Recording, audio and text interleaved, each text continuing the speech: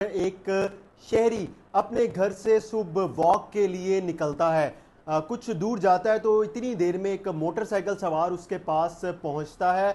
शलवार कमीज उसने पहना होता है और वो अपने नेफे में से पिस्टल निकालता है और शहरी को कहता है कि अपने हाथ में पहनी हुई घड़ी मुझे दे दो वरना मैं तुम्हें गोली मार दूंगा।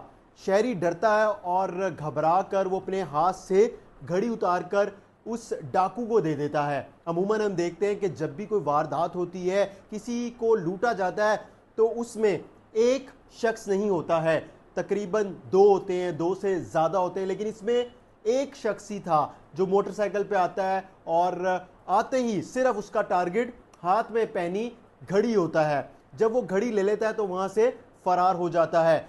शहरी मुतलका थाने में डिफेंस ए में मुकदमा दर्ज करवाता है वारदात का।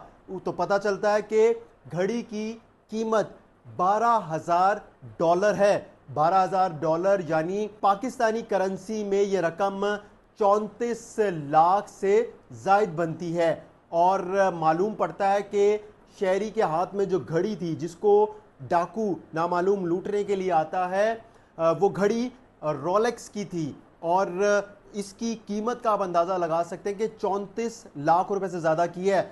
उस शख्स को, उस डाकू को यह मालूम था कि ये शहरी घर से वॉक के लिए इस वक्त निकला है और उस वक्त कोई उसके आसपास नहीं है और उसका टारगेट भी सिर्फ घड़ी था।